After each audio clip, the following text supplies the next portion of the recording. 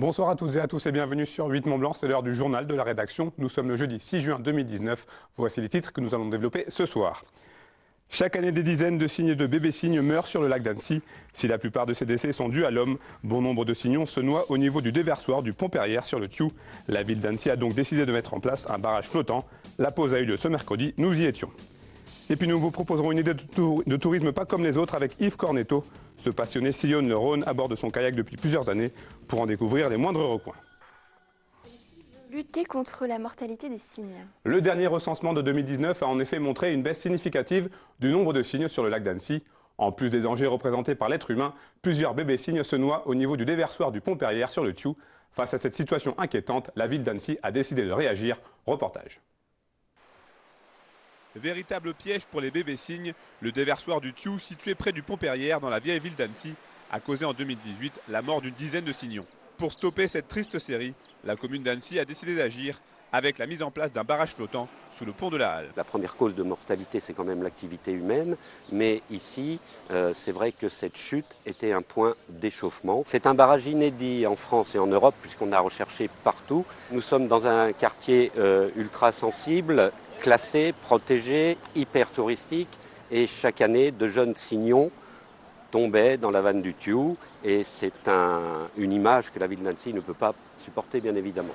C'est la société savoyarde Ximeca qui a été chargée de concevoir cette protection. Et la pose d'un équipement de ce type demande une certaine logistique pour qu'il soit le plus efficace possible. On a dû réfléchir à une profondeur de jupe de la Drôme assez haute, assez profonde, pour pas qu'il puisse plonger et passer dessous. Mais aussi en partie aérienne, avoir une hauteur hors de l'eau assez conséquente pour pas qu'il puisse la franchir en volant ou par voie aérienne. La Ligue protectrice des animaux ou encore l'association Fais-moi signe ont été conviés par les collectivités pour l'élaboration de ce barrage. Cette Drôme est donc un premier pas. Bien sûr, il y a toujours des choses à faire. C'est une avancée, une importante avancée qui représente aussi un coût pour la mairie. Et encore une fois, si c'est efficace, eh bien, on remercie vraiment la mairie d'Annecy d'avoir pu installer cette chose-là. Oui, bien sûr, c'est une avancée, mais il y en a d'autres à faire encore. Cette opération aura coûté au total 25 000 €, preuve de l'importance de ce dispositif pour la commune d'Annecy. Un premier point sur son efficacité sera effectué dans plusieurs mois. Les 30e journées d'études de l'Association nationale des sages-femmes se déroulent jusqu'à ce vendredi à Annecy. Cet événement est organisé pour la deuxième fois par le département de la Haute-Savoie. Des sages-femmes venues de toute la France sont donc réunies pour échanger sur leur métier et se former à de nouvelles pratiques. Reportage de Clémence Roualdès. Depuis 30 ans, les journées d'études de l'Association nationale des sages-femmes territoriales rythment les rencontres de ces professionnels de santé. À l'origine des 2 journées de réunion, les sages-femmes de protection maternelle infantile. Le but, se former aux techniques de leur profession. Faire connaître notre travail, ça nous fédère aussi, ça permet de remettre à jour nos connaissances puisque toutes les sages-femmes sont invitées à venir de toute la France et nous avons des intervenantes qui vont traiter les sujets qui nous tiennent à cœur. Sous le thème « Accompagner jusqu'au poste natal », les 11 sages-femmes de PMI du département font découvrir leur métier, trop souvent méconnu. Le travail de PMI, souvent, il est résumé à le le post-natal. Mais je crois que ces journées-là, elles sont faites pour promouvoir également un rôle important qui est le rôle de prévention. Un rôle de prévention et d'accompagnement des familles que de nombreux professionnels sont venus découvrir pour s'en inspirer dans leur future pratique du métier. C'est très important d'échanger et d'éviter, moi qui viens d'un département d'Île-de-France, le parisien, le truc très centré, parce que je trouve qu'il y a une dynamique dans les régions et des populations qui se ressemblent, mais des outils qui ont été pensés, qui n'ont jamais été imaginés dans les grandes villes où les acteurs sont multiples et se concurrencent plus que se complètent. Des méthodes de travail qui s'exportent. Chaque année, en Haute-Savoie, près de 9000 bébés voient le jour. Autant de nouveau-nés et de parents qui croiseront peut-être la route d'une sage-femme de PMI. Direction Aix-les-Bains. Comme chaque année, SNCF Réseau et SNCF Mobilité organisaient une journée de sensibilisation à la sécurité routière au passage à niveau. Pour cette 12e édition, parmi les passages à niveau retenus, celui de l'avenue du Grand Port à Aix-les-Bains, où les agents sont allés à la rencontre des automobilistes, des cyclistes et des piétons. En 2018, 16 personnes sont décédées aux abords de ces infrastructures. En Savoie, 7 passages à niveau sont répertoriés comme dangereux. On écoute le porte-parole de SNCF Réseau. Il répond aux questions de Camille Rivollet. Il y a un programme de sécurisation nationale des passages à niveau qui est constitué par le ministère en lien avec SNCF Réseau et qui classe un certain nombre de passages à niveau en fonction des accidents qui ont eu lieu ou des incidents qui ont eu lieu sur ces passages à niveau.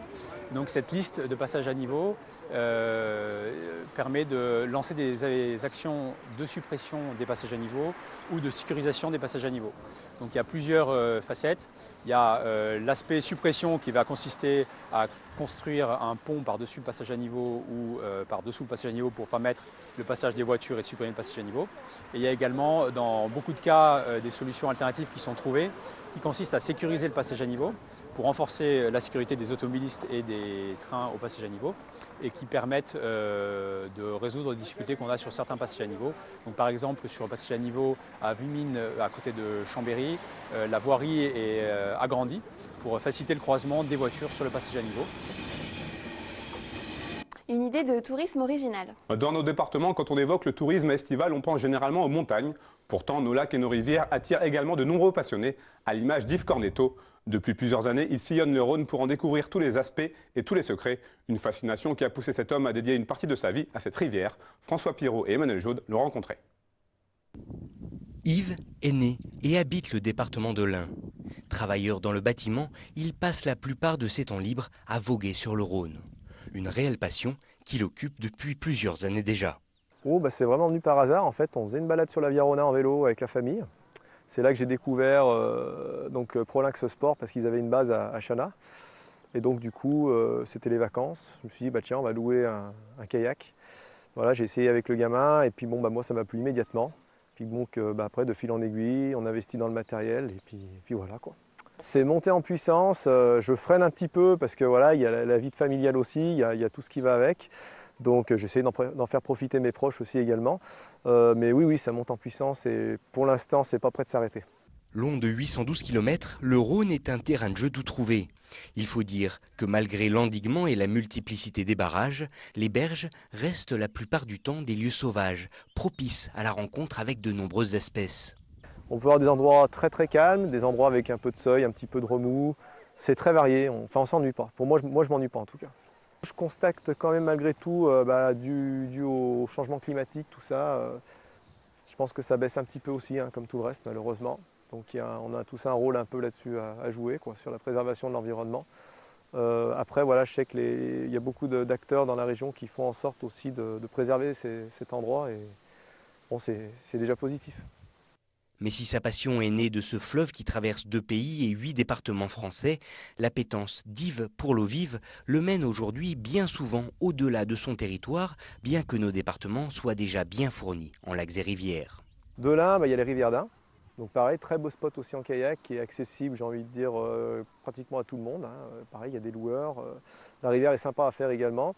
Donc après, on a le canal de Savière un peu plus loin qui communique entre le Rhône et le lac du Bourget. Pareil, un coin très sympa, le lac du Bourget également. Il y a déjà pas mal de choses à faire. En réel passionné qu'il est, Yves a d'ores et déjà transmis le virus à son jeune fils et compte déjà sur ce compagnon tout trouvé pour l'accompagner à la découverte des nombreux cours d'eau de la région. La vallée du Trien en Suisse a présenté son programme pour l'été. Et une nouvelle fois, de nombreuses animations sont prévues avec en point d'orgue le Cosmo Jazz Festival qui fêtera cette année sa 10e édition du 20 au 28 juillet. Et pour l'occasion, le barrage du Vieux-Émosson sera le théâtre d'un spectacle de haute voltige. Barrage volant est le fruit d'une collaboration entre André Manoukian, fondateur du Cosmo Jazz Festival, et la compagnie de danse valaisanne Néo. On écoute d'ailleurs le directeur de la compagnie Néo, Michael Rousseau, au micro de Pierre Boucaud. Le festival... Ça fait 10 ans qu'on attend ça, qu'on rêve de faire un spectacle sur un barrage. Ça y est, on l'a enfin trouvé. Il est pas trop grand, pas trop petit. Le public au pied peut se poser sans problème, avoir une bonne vision intéressante. Ça va se passer à 11h, donc on aura un soleil magnifique. Par contre, on va jouer avec les ombres. On prévoit vraiment le faire à cette heure-là pour cette raison-là aussi. Donc on a un magnifique jeu d'ombre avec ça et on va travailler avec des pigments notamment. Pour reprendre un peu le début, c'est en fait un projet on a cette chance de pouvoir travailler avec André Manoukian et de mêler ça avec donc l'anniversaire de la 10e édition du Cosmo Jazz. Ça c'est assez unique. Et donc on est en train de créer avec André, donc sur ses propres compositions qu'il a créées pour l'occasion, on est en train de chorégraphier justement notre vocabulaire et de faire un ping-pong avec lui. Ça veut dire que parfois c'est nous qui nous adaptons sur ses créations.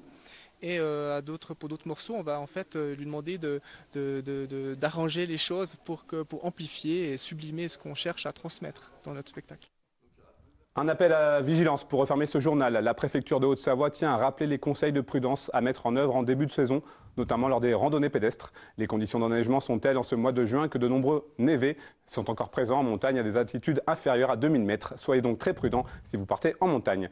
C'est la fin de cette édition. Merci à vous pour votre fidélité à l'information sur 8 Mont Blanc. Victoria, je te laisse conclure. Vendredi, vous avez rendez-vous avec Clémence pour le journal.